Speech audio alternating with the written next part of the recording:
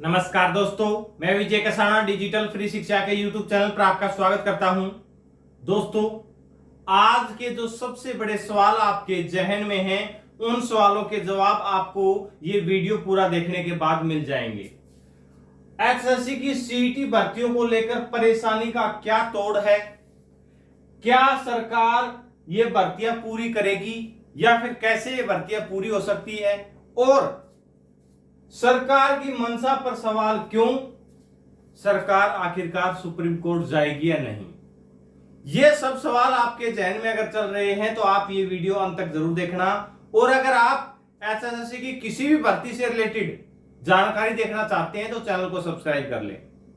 साथियों, आपके मन में नेगेटिविटी का भाव जरूर पैदा हो गया होगा, क्योंकि हमारे साथियों ने जो काम कर रखा है गजब का काम है। मैं आपको कुछ चंद लाइनों से समझाना चाहूंगा कि मैदान में हारा हुआ इंसान फिर से जीत सकता है, लेकिन मन से हारा हुआ इंसान कभी नहीं जीत सकता। तो आपको मन से हराने की कोशिश की जा रही है। यह बात मैं क्यों कह रहा हूं? क्योंकि आपने देखा होगा कि कोर्ट का फैसला आया, उसके बाद कुछ पॉजिटिविटी बनाने की या कुछ पॉजिटिविटी का माहौल बनने की युवाओं में कोशिश हुई थी कि अब सरकार ने 5 नंबर खत्म कर दिए हैं तो भर्तियों का प्रोसेस आगे हो जाएगा, और युवा तैयारी की तरफ जाने ही वाले थे कि बीच में सुप्रीम कोर्ट का सिगुफा छोड़ दिया। सरकार तो कर ही रही है, सरकार तो वो काम कर रही है जो युवाओं को नेगेटिविटी की ओर धकेल रहा है, लेकिन इसमें सबसे बड़ा योगदान दूसरी तरफ से भी है। अब दूसरी तरफ से कहां से है वो आप खुद समझ लीजिएगा, मेरा मुंह ना खुलवाए तो ही सही रहेगा, वरना ऐसे ऐसे सवालों के आपको जवाब मिल जाएंगे जो आपने सोचा भी नहीं होगा। नेगेटिविटी का माहौल इस कदर बनाया जा रहा है, आप सोच भी नहीं सकते। आपके मन को हराने की कोशिश की जा रही है कि युवा अगर जीत भी जाए तो भी वो अपनी जीत ना समझे। अगर आप जॉब लग भी गए उसके बाद भी कई युवाओं के मन में ये ख्याल आएगा कि तेरे को जॉब नहीं मिली। और ख्याल में योगदान तो सरकार का भी है, हम सरकार के योगदान से मना नहीं कर सकते। अब आपको कुछ सच्चाई से रूबरू करवाते हैं, उससे पहले एक छोटी सी स्टोरी है साथियों। आपके मन में जो हार का सबब बनाया गया है उसी को पॉजिटिविटी वे में बताने के लिए। आपने बचपन में एक गडरिये की स्टोरी सुनी होगी कि भेड़िया आया भेड़िया आया। वो रोज चिल्लाता था और फिर एक दिन भेड़िया आता है, और जब वो चिल्लाने लगता है तो फिर कोई भी साथ नहीं देता। तो सरकार जो बार बार कह रही थी कि भर्तियां हो जाएंगी, लेकिन भर्तियां नहीं हुई, फिर कहिए भर्तियां हो जाएंगी, भर्तियां नहीं हुई। अब युवा समझ रहे हैं कि अब भी जो सरकार कह रही है कि हम 3 महीने में भर्तियां करेंगे, अगर अब ये भर्तियां हो गई तो नुकसान किसका होगा?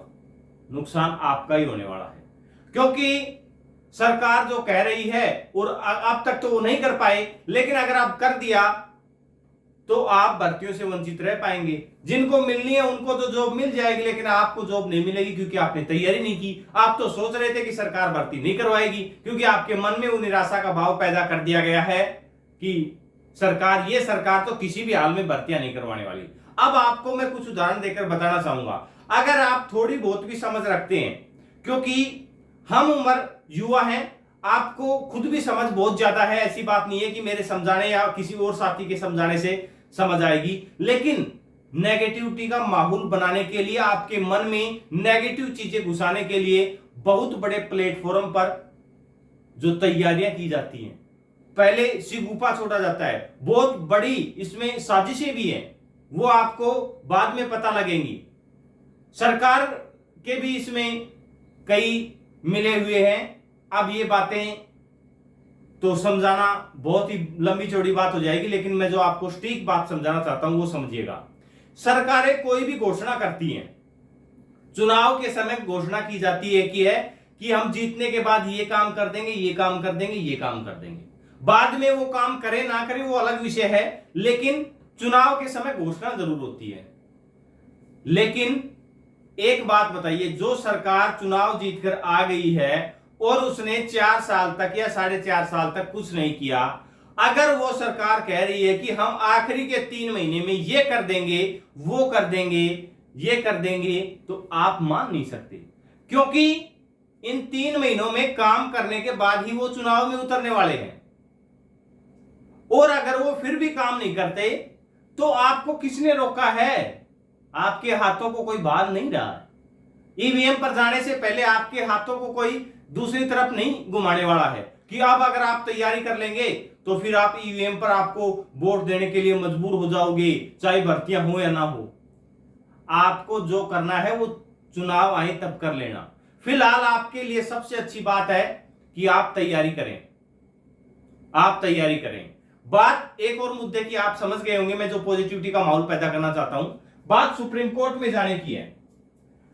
जो खबर आ रही है कि सरकार सुप्रीम कोर्ट में, अगर सरकार को जाना होता, ये फाइनल डिसीजन हो गया कि सुप्रीम कोर्ट में जाना है। मैं ये नहीं कह रहा सरकार सुप्रीम कोर्ट में नहीं जाने वाली, लेकिन मेरी बात को समझिएगा।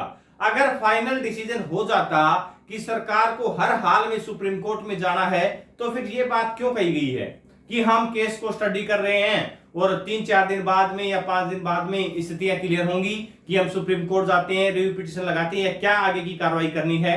ये बात हम नहीं कह रहे, एचएससी के नए चेयरमैन ने कही है। तो ये बातें क्यों कही गई हैं? ये बातें इसलिए कही गई हैं कि सरकार का जो प्लान है कि हम दोनों काम कर दें, जी सांप भी मर जाए लाठी भी ना टूटे, कि हम सुप्रीम कोर्ट भी चले जाएं और ये भर्तियां भी ना रुकें, क्योंकि अगर भर्तियां रुक गई तो सरकार को पता है सब कुछ चौपट होने वाला है।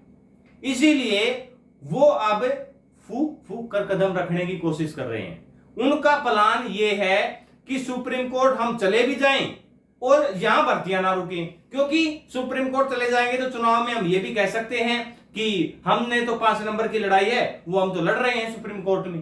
अब केस चल रहा है, जब तक केस का फैसला आएगा तब तक बातें होंगी, और इधर भर्तियां भी नहीं रुकेंगी, भर्तियां भी पूरी हो जाएंगी। तो इसके लिए प्लान तो तैयार करना पड़ेगा। अब सोच समझ कर चलने वाले हैं, जो गलतियां हो चुकी हो चुकी।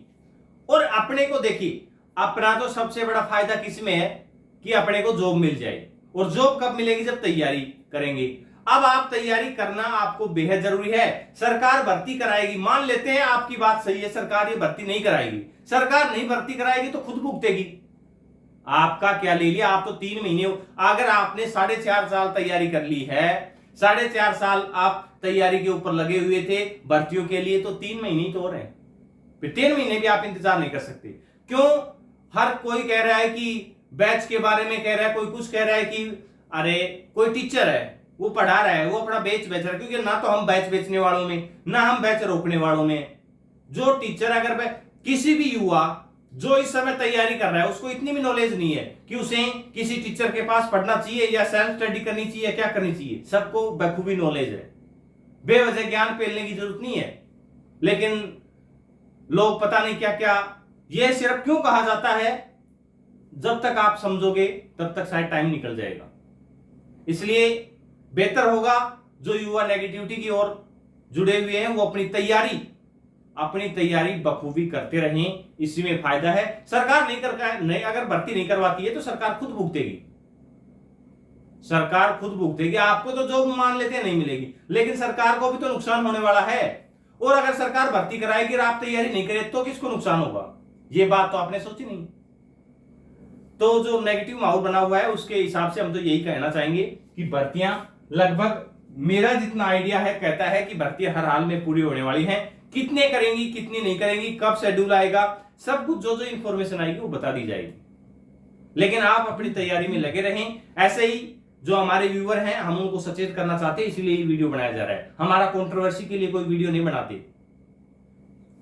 तो उम्मीद है आप सभी बातें समझ गए होंगे। भर्तियों से रिलेटेड जो भी अपडेट होंगे वो आप तक पहुंचाते रहेंगे। धन्यवाद।